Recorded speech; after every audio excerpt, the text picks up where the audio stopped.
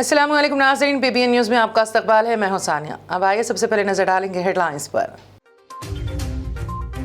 मनोगुरु हल्का असेंबली में वज़ीर आला की पब्लिक मीटिंग, पूरा इलाका गुलाबी रंगों में रंग गया।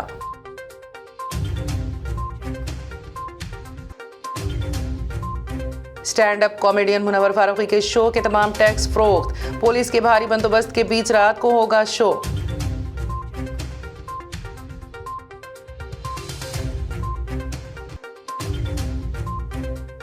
नीलोफर अस्पताल में एक खातून के कोख से 4 बच्चों का जन्म, जच्चा और बच्चे सेहतमंद, माँ बाप खुशी से निहाल।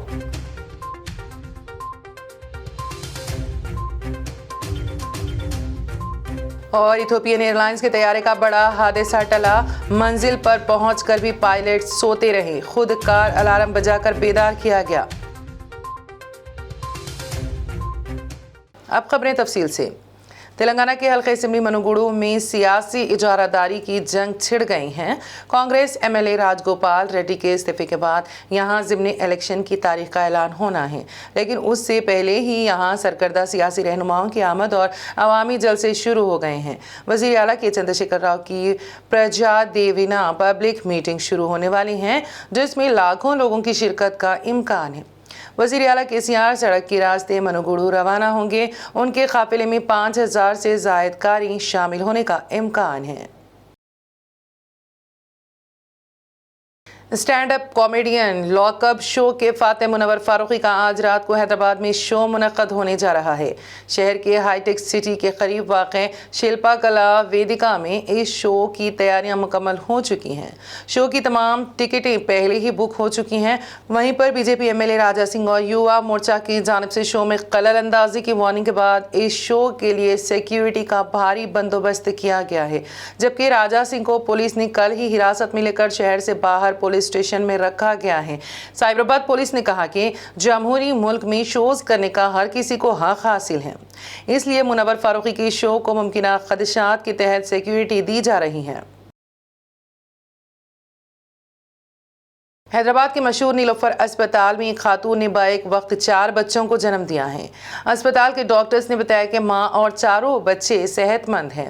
नीलोफर अस्पताल गायनोकोलॉजी डिपार्टमेंट के सरबराह डॉक्टर राजेश्वरी ने कहा कि 5 लाख खवातीन में किसी एक को इस तरह का हमल ठहरता है। इस तरह के केसेस में उमूमन माँ और बच्चों को बचाना एक बड़ा चैलेंज का काम हो जाता है, लेकिन अस्पताल के डॉक्टर्स ने इस काम को मुमकिन कर दिखाया।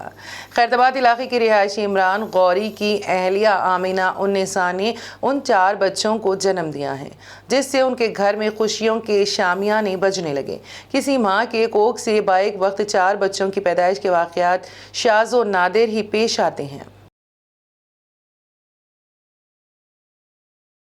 स्वतंत्र भारत की डायमंड जुबली के ज़िमन में तेलंगाना हुकूमत की जानिब से मनाए जा रहे 15 रोज़ा वज्रा उस्तवालू प्रोग्राम के तहत हल्का असेंबली मधोल में MLA विट्ठल रेड्डी के हाथों मरीजों में फल और मिठाइयाँ की तकसीम अमल में आई। MLA ने पार्टी के दीगर रहनुमाओं और अहदेदारों के हमरा मुकामी सरकारी अस्पतालों में ये प्रोग्राम अंजाम दिया। ఈ నెల 8వ తారీఖు నుంచి 22వ తారీఖు వరకు మన రాష్ట్ర ప్రభుత్వం గౌరవ ముఖ్యమంత్రి KCR గారి ఆధ్వర్యంలో, అదేవిధంగా కేంద్ర ప్రభుత్వం కూడా మరి ఈ స్వతంత్రం 70 సంవత్సరాల స్వాతంత్రం సందర్భించి వివిధ కార్యక్రమాలు జరుపుతున్నాం. ఈ తెలంగాణ రాష్ట్రం మొత్తానికి భారతదేశంలో జరుపుతున్నారు. ప్రత్యేకంగా మన తెలంగాణ రాష్ట్రంలో ప్రతి గ్రామానికి వాడవాడకు ఇటువంటి కార్యక్రమాలు జరుపుతున్నారు. మనం చూస్తూనే ఉంటుంది. ఈరోజు మరి ఎక్కడైతే హాస్పిటల్స్లో పేషెంట్స్ ఉన్నవారికి మరి పండ్లు గారి పంచడం, తర్వాత ఆశ్రమం పిల్లల ఆశ్రమం అనాథాశ్రమంలో కూడా ఇటువంటి కార్యక్రమాలు చేయటం, మరి ప్రజాప్రతినిధులు ఆఫీసర్స్ అందరూ కూడా ఈ కార్యక్రమంలో పాల్గొని విజయవంతం చేస్తున్నారు. మరి మన మొత్తం స్వాతంత్రం తర్వాత ఈ సంవత్సరం ప్రత్యేక కార్యక్రమం జరుపుతున్నాం. ఎందుకంటే స్వతంత్రం లభించి 70 సంవత్సరాలు సిల్వర్ జూబ్లీ చేసుకుంటున్నాం. ఈ సందర్భంగా అనేక కార్యక్రమాలు మన గౌరవ మహనీయులు మరి ఏదైతే మన దేశం కోసం స్వతంత్రం రావాలని, బ్రిటిష్ వారిని ప్రారంభాలని ఏదైతే త్యాగం చేశారో వారికి గుర్తింపుగా మన ప్రజలందరికీ తెలవాలని, నేటి యువతకు అప్పటి స్వతంత్రం గురించి తెలియదు. మరి ఇటువంటి కార్యక్రమాలు చేసి నేటి యువత కూడా మరి ఆ కాలంలో 1940-50 సంవత్సరం మధ్యలో ఇటువంటి కార్యక్రమాలు మన భారతదేశం ఇండిపెండెంట్ కావడానికి చేశారు. వారికి తెలియపరచడానికి అందరూ కూడా తెలియపరచడానికి కార్యక్రమాలు చేస్తున్నాం. మరి ఇంకా రాబోయే రోజుల్లో 20, 21, 22 తారీఖులో కూడా ఫైనల్గా ఉంటుంది. ఇక రాబోయే కార్యక్రమాలు కూడా బ్రహ్మాండంగా ప్రతి గ్రామంలో కూడా చేద్దామని మనం చేస్తూ जिले पेद्दापल्ली के गोदावरी खन्नी में सिंगारिनी मजदूर का बेरहमी से कत्ल का वाकया पेश आया। श्री रामपुर कोयला कान में काम करने वाले कुपुला राजेंद्र को नामालूम बदमाशों ने उस वक्त गोली मार कर हलाक कर दिया जब वो अपने घर में महू सो रहा था। बताया गया है कि गुज़िश्ता कल रात तकरीबन 2 बजे के करीब 2 लोग राजेंद्र के घर के अंदर दाखिल हुए और उसकी कनपट्टी पर गोली मार के उसको मौत की नींद सुला दी। पुलिस केस की तहकीकात कर रही है। मशहूर सियाहती मुकाम कुल्लू मनाली से चंडीगढ़ जाने वाली शाहराह पर मिट्टी के तोते गिरने से सैकड़ों गाड़ियां रात भर फंसी रहीं। कुछ वजनी पत्थर एक ट्रक पर भी गिरे जिससे ट्रक उलट गया। इस सूरत हाल के बाद ट्रैफिक जाम लग गया और सयाहों की सैकड़ों गाड़ियां जगह पर खड़ी रहीं। विशाखापट्टनम म्यूनिसिपल कॉरपोरेशन के कॉरपोरेटर्स जो सियाहती टूर पर निकले थे उनकी बसें भी इस ट्रैफिक जाम में फंस गई, जिसकी वजह से उन्हें पूरी रात बस में ही गुजारनी पड़ी। एक तरफ तेज़ बारिश, दूसरी तरफ अंधेरा और जंगल के मुकाम से ख़वातीन परेशान रही। चूँकि तेज़ बारिश की वजह से इमदादी कामों में भी इंतज़ामिया को दिक्कत पेश आ रही थी, जिसके सबब सारी रात घड़ियाँ गिन गिन कर गुजारते रहे।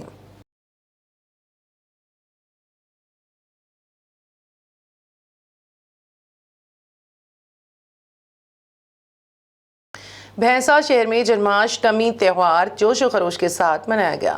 भैंसा के अलफोर्स स्कूल में जन्माष्टमी के मौके पर बच्चों को श्री कृष्णा की तरह तैयार करके डांस वगैरह का प्रोग्राम रखा गया, जिसमें छोटे बच्चे श्री कृष्णा की तरह नाचते शरारत करते नजर आए।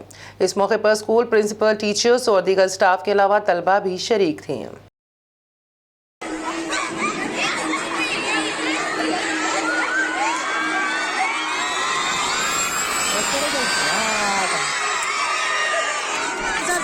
सर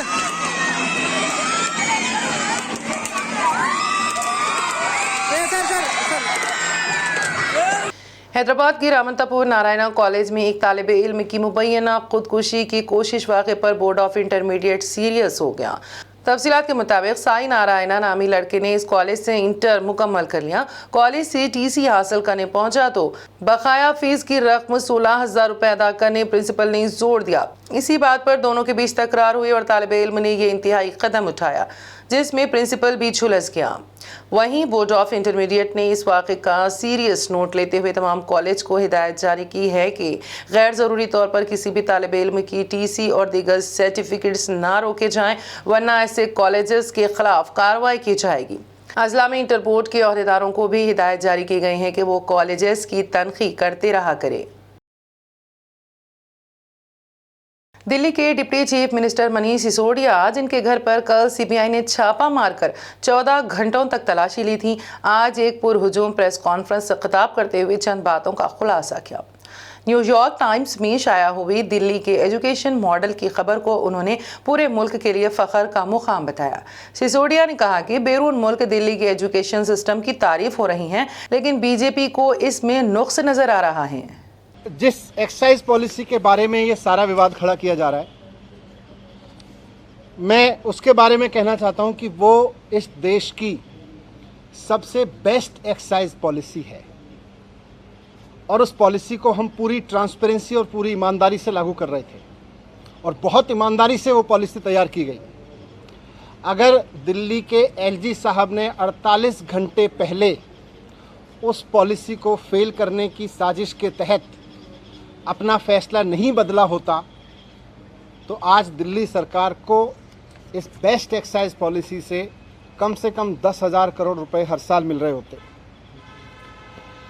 ये लोग कह रहे हैं कि इस पॉलिसी में बहुत बड़ा घोटाला हो गया। कल मैं मनोज तिवारी जी का एक प्रेस कॉन्फ्रेंस देखा मैंने। मनोज तिवारी जी कह रहे थे कि 8,000 करोड़ का घोटाला हो गया है एक्साइज पॉलिसी में। मनीष सिसोदिया ने 8,000 करोड़ का घोटाला किया। फिर थोड़ी देर बाद बीजेपी के और एक नेता आए प्रेस कॉन्फ्रेंस करने या शायद किसी मीडिया में बात करने, वो बोले 1100 करोड़ का घोटाला मनीष सिसोदिया ने किया है। फिर मैं सोच रहा था कि एलजी साहब ने जो प्रेस रिलीज जारी किया था उसमें उन्होंने लिखा था 144 करोड़ का घोटाला कर दिया मनीष सिसोदिया ने। कल फिर जब सीबीआई के ऑफिसर्स आए तो वो एफआईआर लेके आए थे, उसमें ना 8000 करोड़ का जिक्र था, ना 1100 करोड़ का जिक्र था। उसमें लिखा था सोर्सेज कह रहे हैं कि 1 करोड़ का घोटाला हुआ है। सोर्सेज कह रहे हैं कि 1 करोड़ का घोटाला हुआ है, ये सीबीआई की एफआईआर कह रही है। इसमें ना 144 करोड़ का जिक्र है, ना 11,000 करोड़ का जिक्र है, 1100 करोड़ का, ना 8,000 करोड़ का मनोज तिवारी जी वाला जिक्र है। मैं कह रहा हूं कि ये सब बकवास है, ये सब बकवास कर रहे हैं। इस पूरी पॉलिसी में कोई घोटाला नहीं हुआ, बहुत शानदार पॉलिसी है। और जो ये लोग कह रहे हैं इनको ना तो कुछ पता है, ना इन्होंने कुछ पढ़ा है, बस इनको तो कहीं से कोई स्क्रिप्ट जो दी जाती है ये उसको रटते हैं। मैं आज आपको बताता हूं कि इस पूरे शोर शराबे के पीछे असली कहानी क्या है, इसका सच क्या है। सच ये है कि मुद्दा शराब का घोटाला है ही नहीं। इनको शराब के किसी घोटाले की चिंता नहीं है, इनको घोटाले की चिंता नहीं है। अगर इनको शराब के घोटाले की चिंता होती तो गुजरात में हर साल 10,000 करोड़ रुपए की एक्साइज चोरी होती है। अगर शराब की एक्साइज की चोरी की अगर चिंता इनको होती, एक्साइज के घोटाले की इनको चिंता होती, तो आज ये सीबीआई का पूरा हेडक्वार्टर गुजरात में शिफ्ट करा देते 10,000 करोड़ का घोटाला रोकने के लिए। और यही लोग करवा रहे हैं, जो लोग सीबीआई को इंस्ट्रक्शंस दे रहे हैं ना, यही लोग गुजरात में 10,000 करोड़ रुपए की एक्साइज की चोरी कर रहे हैं। बिहार के वज़ीर आला नीतीश कुमार के हेलीकॉप्टर को गया में इमरजेंसी लैंडिंग करनी पड़ी। बिहार के औरंगाबाद, जहानाबाद में सैलाबी सूरत हाल का फिजाई सर्वे करने के बाद पटना वापसी के दौरान मौसम खराब हो गया। खराब मौसम में हेलीकॉप्टर की परवाज जारी रखना खतरनाक हो सकता है, ये कहते हुए पायलट ने गया में ही हेलीकॉप्टर उतार दिया। नीतीश कुमार को यहाँ से आगे का सफर सड़क के रास्ते ही पूरा करना पड़ा। आपको बता दें कि बिहार के कई इलाकों में बारिशों के सबब सैलाबी सूरत हाल संगीन शक्ल इख्तियार कर गई हैं।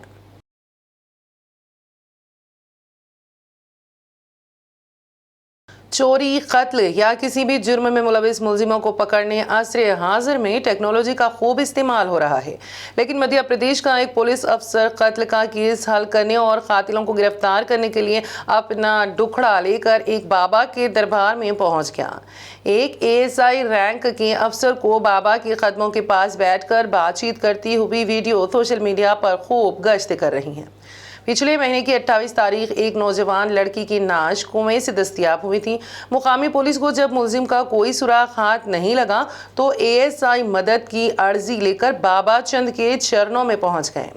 बाबा के कहने पर पुलिस ने लड़की के चचा को मुलजिम ठहराए हुए गिरफ्तार कर लिया, लेकिन बाद में एएसआई की जानिब से मकतूल लड़की के चचा को गिरफ्तार करने की असल वजह सामने आई तो जिला एसपी को मुअत्तल कर दिया। एक ये वीडियो सामने आया था पंडोकर सरकार के फेसबुक पेज वाला। इस वीडियो में जो एएसआई दिख रहे हैं उनको अभी तत्काल प्रभाव से निलंबित कर दिया गया है और इसकी जांच की जा रही है एसडीपी का। ये अभी वीडियो के समय की पुष्टि नहीं हो पाई है कि वीडियो कब का है, परंतु प्राथमिक तौर पर जो वीडियो में दिखाई दे रहे हैं एएसआई उन बमीठा थाने के हैं, इसलिए उनको सस्पेंड कर दिया गया है। प्राथमिक तौर पर यह व्यक्ति की निजी आस्था का विषय है, लेकिन फिर भी जो वर्दी में और पदीय कर्तव्यों के साथ वो किया गया है, इस आधार पर उन्हें निलंबित किया गया है। थाना प्रभारी को अभी लाइन अटैच किया गया है इस मामले में। जहाज में सैकड़ों मुसाफिर सवार थे। सतह जमीन से 37,000 फीट की बुलंदी पर जहाज परवाज कर रहा था और जहाज के दोनों पायलट मजे की नींद सो रहे थे। यहाँ तक कि जहाज के लैंड करने का मरहला आ गया। इथियोपियन एयरलाइंस की परवाज ET-343 सूडान की दारुल हुकूमत खर्तूम से उदैस अबाबा जा रही थी। दोनों पायलट जहाज को ऑटो मोड पे डालकर सो गए। जहाज जब मंजिल के ऊपर भी 37,000 फीट की बुलंद पर उड़ रहा था तो एयर ट्रैफिक कंट्रोल को कुछ तशवीश हुई। पायलट से राब्ते की कोशिश की लेकिन नाकाम रहे। बिलाखिर खुद कार निज़ाम की तरफ से अलार्म बजाए जाने पर दोनों पायलट नींद से बेदार हुए। तब तक जहाज मंजिल से काफ़ी दूर निकल चुका था। फिर उसको वापस मंजिल की तरफ मोड़ा और रनवे पर ले आए।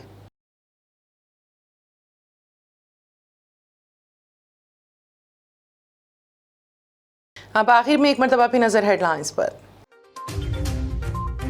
मनोगुरु हल्का असेंबली में वज़ीर आला की पब्लिक मीटिंग, पूरा इलाका गुलाबी रंगों में रंग गया।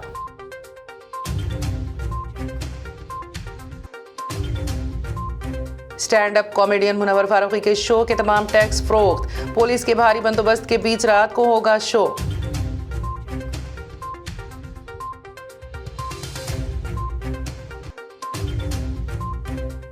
नीलोफर अस्पताल में एक खातून के कोख से 4 बच्चों का जन्म, जच्चा और बच्चे सेहतमंद, मां बाप खुशी से निहाल।